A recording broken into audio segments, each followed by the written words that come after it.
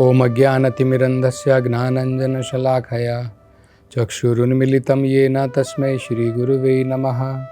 नमो ओम विष्णुपदाय कृष्णप्रेष्ठाय भूतले श्रीमते भक्तिवेदान्तस्वामिन् इति नामिने।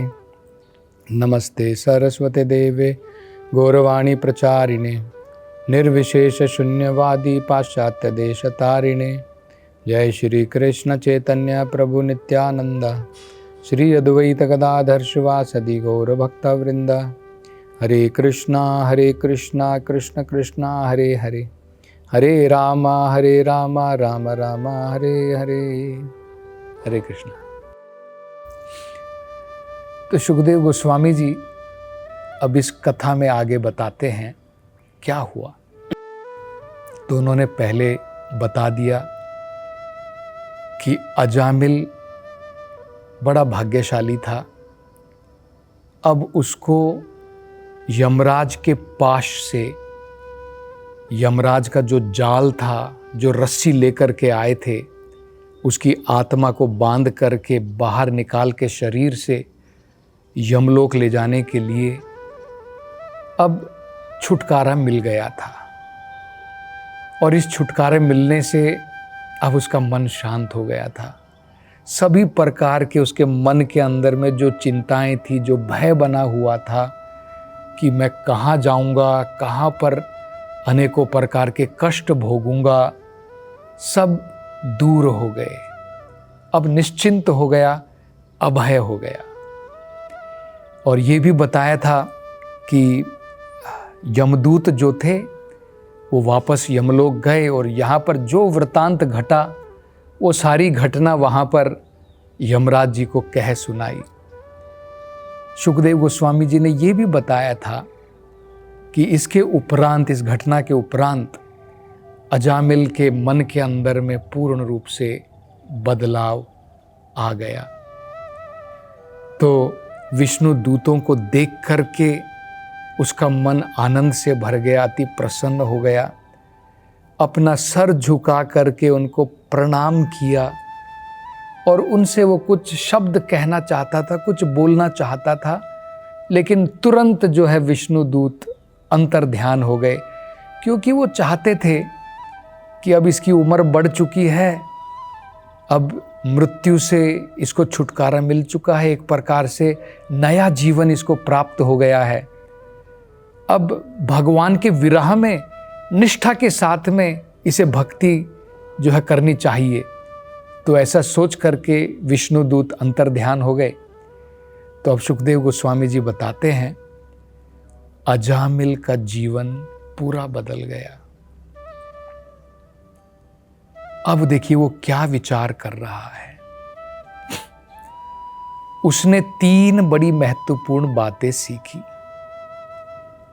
क्योंकि अजामिल सब अनुभव कर रहा था। जब यमदूत आए थे और उसको बाहर निकालना चाहते थे शरीर से, रस्सियां लेकर के आए थे, बड़े खूंखार थे, बड़े डरावने थे। और तब उसने ये भी देखा कि विष्णु दूत, जब उसने नारायण का नाम का उच्चारण किया, वहां पर विष्णु दूत आ गए थे और दोनों में वार्तालाप हुई थी।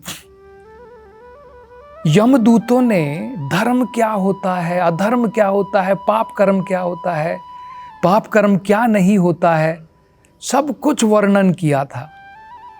और उससे ऊपर धर्म क्या होता है, भक्ति का धर्म क्या होता है, ये विष्णु दूतों ने वर्णन किया था।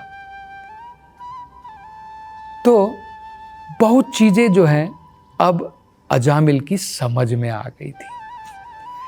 पहली बात सुखदेव गोस्वामी जी कहते हैं अजामिल की समझ में आ गई कि धर्म जो वेदों में दिया है और जो त्रिगुणों के अनुसार है, सत्वगुण, रजोगुण और तमोगुण, उसके अनुसार जो क्रियाकर्म, जो अनुष्ठान वेदों के अंदर में दिए हैं, वो भी उसके समझ में आ गई।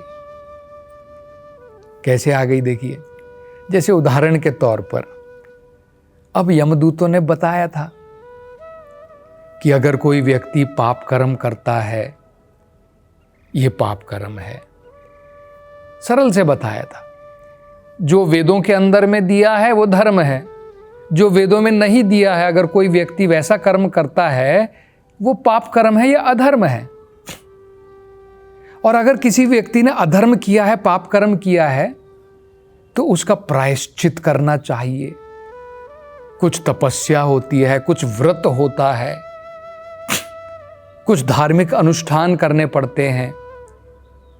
ये सब उसकी समझ में आ गया कि भाई एक लेवल पर धर्म क्या होता है, जो वेदों के अंदर में दिया है, जो 3 गुणों से प्रभावित है। लेकिन अब उसकी ये भी समझ में आ गया, ये सब करने से प्रायश्चित हो जाएगा, मन शुद्ध होने वाला नहीं है। प्रायश्चित हो जाएगा, मैंने पाप कर्म किया, अब पाप कर्म के लिए मैंने प्रायश्चित कर लिया और मैंने कुछ यज्ञ कर लिए, कुछ तपस्या कर ली, मेरे पाप कर्म नष्ट हो सकते हैं, लेकिन मेरा मन तो शुद्ध नहीं होगा। मेरे जो इच्छा है पाप कर्म करने की वो तो खत्म नहीं हो जाती है। तो इसलिए उसको ये समझ में आ गया, ये जो वेदों के अंदर में दिया है ये 3 गुणों के अंतर्गत में है बस। फिर उसकी ये भी समझ में आ गया कि भक्ति इससे परे है। ये जो 3 गुणों के अंदर में जो धर्म दिया गया है, भक्ति उससे परे है।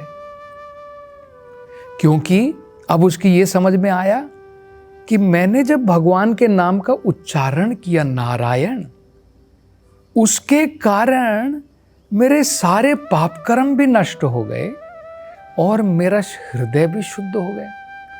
मेरी पाप कर्म करने की इच्छा जड़ से चली गई। तो ये सब अब उसको अनुभव हो रहा है कि मेरी समझ में आ गया है 3 गुणों के अंतर्गत में धर्म क्या होता है और पराधर्म क्या होता है।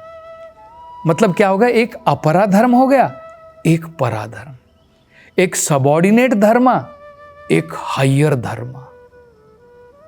तो ये दोनों बातें उसकी जो है समझ में आ गई। तीसरी बात वो कहते हैं, उनको ये भी समझ में आ गया कि भगवान और उनके गुण, भगवान उनका नाम, भगवान उनकी लीलाएं, ये सब भगवान की भक्ति है और ये सबसे उच्च है। और उसको ये श्रवण करने का अवसर प्राप्त हुआ था। कैसे प्राप्त हुआ था? विष्णु दूतों ने बताया था भगवान का नाम की महिमा क्या है। ये सब सुना उसने कि भगवान का नाम की महिमा क्या है, कि अगर कोई व्यक्ति उसका एक्सीडेंट हो गया लेकिन किसी प्रकार से उसने भगवान का नाम ले लिया तो वो नरक नहीं देखेगा। किसी व्यक्ति ने हंसी मजाक में भी अगर भगवान के नाम का उच्चारण किया है, उस व्यक्ति को भी फायदा है। तो भगवान के नाम की महिमा, भगवान की लीला, भगवान का रूप, ये सब श्रवण करने के लिए उसको अवसर प्राप्त हुआ इन विष्णु दूतों के द्वारा। तो ये 3 चीजों का ज्ञात हुआ। पहला, अपरा धर्म क्या होता है, मतलब सबऑर्डिनेट धर्म, जो धर्म 3 गुणों के आधार पर है। और इससे जो ऊंचा धर्म है, पराधर्म, जो भगवान की भक्ति है, वो पराधर्म कहलाती है। उसके बारे में भी ज्ञान हुआ और उसे अवसर प्राप्त हुआ भगवान के नाम, भगवान के गुण, भगवान की लीला, उसके बारे में श्रवण करने का। बाद में अजामिल जो है उसको अपने जीवन पर बहुत पश्चाताप हुआ कि मैं भगवान की सेवा में लगा था शुरुआत में, लेकिन असत्य संग के कारण मैं एक गिरी हुई अवस्था में पहुंच गया, उसका पश्चाताप कर रहा है। और आगे हम देखेंगे, वो बताएंगे कि किस किस प्रकार से अपनी वो याद करता है, उसका पाप कर्म का जीवन कैसे प्रारंभ हुआ और किस प्रकार से वो उसके अंदर में डूब गया था। वो सब आगे अजामिल याद करते हैं। तो ये 3 चीजें बड़ी समझने लायक हैं। ये अपराधर्म क्या होता है, पराधर्म क्या होता है, और भगवान के नाम गुण लीला ये क्या होती है, जो अब अजामिल को अनुभव हो गया है और इनके कारण अब वो शुद्ध हो गया है, भगवान का शुद्ध भक्त बन गया है। भगवत गीता में बताया है, त्रैगुण्य विषया वेदा निस्त्रैगुण्य भव अर्जुना। भगवान ने अर्जुन को कहा है, हे अर्जुन, ये जो वेद हैं इनके अंदर में तुम्हें 3 गुणों के अनुसार हमें क्या क्या करना चाहिए वो धर्म मिलेगा। अगर कोई व्यक्ति तमोगुण में है, उसके अनुसार उसे क्या करना चाहिए, कोई व्यक्ति रजोगुण में है, उसे क्या करना चाहिए, कोई व्यक्ति सत्व गुण में है, उसका धर्म क्या है, उसका कर्म क्या है, उसके कर्तव्य क्या है, उसे कौन से धार्मिक अनुष्ठान करने चाहिए। तो भगवान कह रहे हैं इन सब से धीरे धीरे ऊपर उठना है।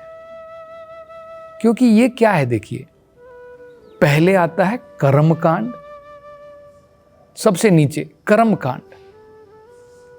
व्यक्ति को अभी कोई ज्ञान नहीं है, वो कर्म करना चाहता है, कर्म के फलों को भोगना चाहता है।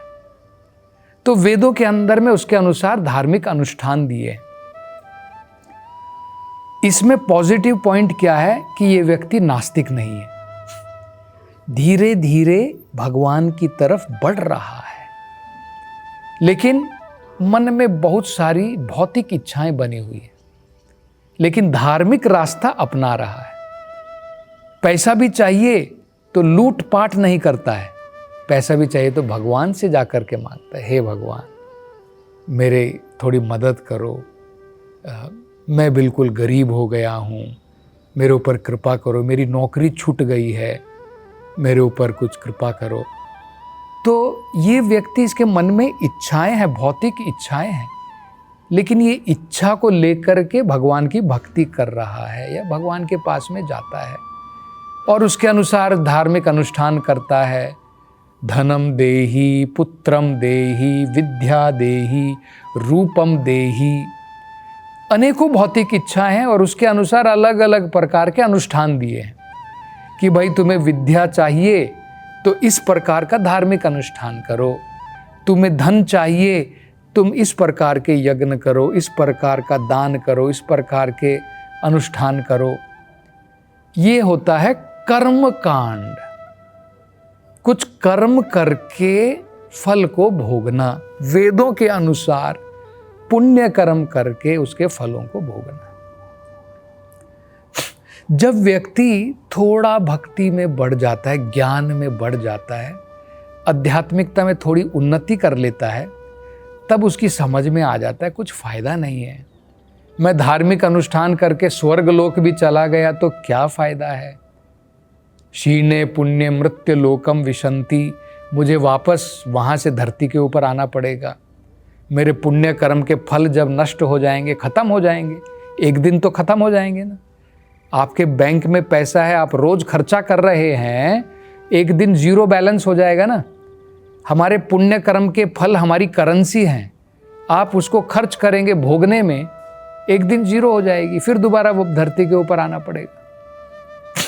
तो जब व्यक्ति की ये समझ में आ जाता है ये तो व्यर्थ है, बार बार ऊपर जाओ बार बार नीचे जाओ, क्या फायदा है, क्यों ना मैं ज्ञान अर्जित करूं, तब वो कर्म कांड से ज्ञान कांड की तरफ बढ़ता है, तब वो ज्ञान कांड की तरफ बढ़ता है, तब वो समझने का प्रयास करता है मैं कौन हूं। अरे भाई मैं तो आत्मा हूं, मैं तो ये शरीर नहीं हूं, मैं तो ये हाथ पांव नहीं हूं, ये हाथ पांव तो मेरे हैं, ये तो मेरे अंग हैं। जैसे ये शर्ट जो है ये मैं नहीं हूं, ये मेरी है, लेकिन ये मैं नहीं हूं। तो व्यक्ति ज्ञान के द्वारा समझने का प्रयास करता है, मैं कौन हूं, ना इति ना इति ना इति, मैं ये शरीर नहीं हूं, मैं ये मन नहीं हूं, मैं ये 3 गुणों का बना हुआ पदार्थ नहीं हूं। तो ये सब समझने के बाद में उसे पता लगता है अहम ब्रह्मास्मि, मैं तो ब्रह्मण हूं, मैं तो आत्मा हूं। अब ये ज्ञान योग में आ गया। ज्ञान योग के बाद में तीसरा आता है उपासना। तब उसकी समझ में आता है कि भाई मेरे से ऊपर भी बहुत सारे देवतागण हैं, तो उनकी उपासना करता है, वो देवताओं की उपासना करता है। और जब वो 3 गुणों के निस्त्रय गुण हो जाता है, इन 3 गुणों से ऊपर आ जाता है, तब उसकी समझ में आता है भगवान की भक्ति वो त्रिगुणों से परे है। ये भागवतम में बताया है, सवई पुंसाम परो धर्मो यतो भक्तिरधोक्षजे अहेतुकीय प्रतिहता ययात्मा सुप्रसिद्धति। सवई पुंसाम परो धर्मो, सभी मानवता के लिए, पूरी मानवता के लिए परम धर्म कौन है, कौन सा है? ये कर्म कांड, ज्ञान कांड, उपासना कांड नहीं है। इनसे सबसे परम क्या है पूरी मानवता के लिए? सवई पुंसाम परो धर्मो भक्तिरधोक्षजे, भगवान अधोक्षजा, भगवान कृष्ण जिनको अधोक्षजा कहते हैं, उनके प्रति भक्ति करना, ये जो है पराधर्म है। तो अजामिल की ये सब बातें समझ में आ गई हैं और अब वो बहुत पश्चाताप कर रहा है। और वो पश्चाताप में अब क्या क्या विचार करता है, उसकी चर्चा हम अगली कथा में करेंगे। हरे कृष्णा।